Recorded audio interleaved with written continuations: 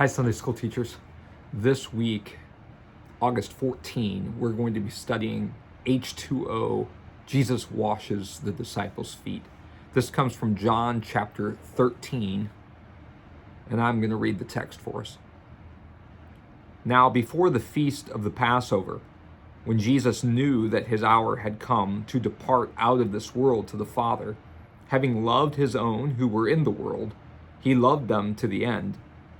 During supper, when the devil had already put it into the heart of Judas Iscariot, Simon's son, to betray him, Jesus, knowing that the Father had given all things into his hands, and that he had come from God and was going back to God, rose from supper. He laid aside his outer garments, and taking a towel, tied it around his waist. Then he poured water into a basin and began to wash the disciples' feet and to wipe them with the towel that was wrapped around him. He came to Simon Peter, who said to him, "Lord, do you wash my feet?" Jesus answered him, "What I am doing you do not understand now, but afterward you will understand." Peter said to him, "You shall never wash my feet." Jesus answered him, "If I do not wash you, you have no share with me." Simon Peter said to him, "Lord, not my feet only, but also my hands and my head." Jesus said to him, "The one who is bathed does not need to wash except for his feet, but is completely clean. And you are clean, but not every one of you." For he knew who was to betray him. That was why he said, "Not all of you are clean." When he had washed their feet and put on his outer garments and resumed his place, he said to them, "Do you understand what I have done to you? You call me teacher and Lord, and you are right, for so I am. If I then, your Lord and teacher, have washed your feet, you also ought to wash one another's feet. For I have given you an example, that you also should do just as I have done to you. Truly, truly, I say to you, a servant is not greater than his master, nor is a messenger greater than the one who sent him. If you know these things, blessed are you if you do them. I am not speaking of all of you. I know whom I have chosen. But the scriptures will be fulfilled. He who ate my bread has lifted his heel against me. I am telling you this now, before it takes place, that when it does take place, you may believe that I am he. Truly, truly, I say to you, whoever receives the one I send receives me, and whoever receives me receives the one who sent me." This is the word of the Lord. So this is the text for Maundy Thursday. Maundy Thursday, Holy Thursday, the week of Holy Week. Maundy is the Latin word, or the English extrapolation from the Latin word mandi, mandatum, which means command. A new command I give you today, Jesus says later in John chapter 13. Love one another. And here in the washing of the feet, we see the example given to love one another, to be a servant of one another. In other words, to lay down your life for your friends. Jesus says in another spot, "No greater love hath a man than this, that he lay down his life for his friends." Indeed, Jesus shows the world the greatest love of all, that he, the Son of God, the Son of Mary, lays down his life for the whole world. For God so loved the world that he gave his only Son, that whoever believeth in him should not perish but have everlasting life.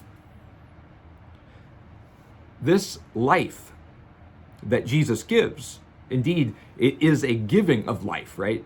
That he takes our sin and our death and puts it upon himself to be nailed to the cross, and in exchange gives the life, forgiveness, and salvation to the world.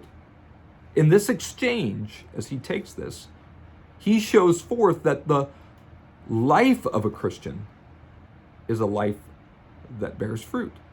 Now, this fruit is not what saves us. No, his work on the cross saves us. But the faith which the Holy Spirit has planted in us, which receives and grabs a hold of this work on the cross, brings forth fruit too. And we call this good fruit, good works. which is pleasing to our Father in heaven. Why is it pleasing? Well, it's pleasing because we have been counted as righteous. We have been counted as righteous because we have been wrapped in the righteousness of Jesus. Our righteousness exceeds that of the scribes and the Pharisees, as Jesus says in one spot in the scriptures. Your righteousness must exceed that of the scribes and the Pharisees. How is that possible? Only when we are wrapped in Jesus' righteousness and bring forth the fruits of faith, the fruit which the Holy Spirit kindles, tends, nourishes, waters. Remember too, when Paul says that God watered and brought forth the growth, right? God brings forth the growth in us. Now, a few things about this. Particularly, Jesus knew that his hour had come, and we may remember that throughout John, Jesus talks about his hour. His hour has not yet come. This is his hour, the hour when he is crucified, that he is arrested, crucified, and takes on the sin of the world for the life of the world. And all things have been given to him. Now he is taking upon him the sin of the world. He who knew no sin now becomes sin in order that he might destroy sin. He rises from supper. What is the supper? This is the same supper that is the institution of the Lord's Supper. So a little bit of context for our kids when we're talking about when this takes place. We are at the upper room, and we are in the confines or the time frame for the Lord's Supper. Now, John does not give us an account of the Lord's Supper. This is the closest spot that we get. But we do get from Matthew, Mark, Luke, and St. Paul the accounts of the supper. So you might want to connect that to this, that as Jesus gives his body and blood and institutes the supper to the church, that he also is showing us the fruits of the faith. He says this to Simon Peter: "If I do not wash you, you have no share with me." In other words, the Lord must serve us. This whole thing is about God coming and serving us. Likewise, we can tell our children that Sunday morning is the same thing. It is our God coming and serving us. Even the old German word for divine service for the Sunday morning service is Gottesdienst, which means God serves. Our God serves us. He fills us, he nourishes us, he makes new. Or like we use in the words of the offertory, "Create in me a clean heart, O God, and renew a right spirit within me." We are renewed by the work of Jesus. Jesus to us and for us, with us.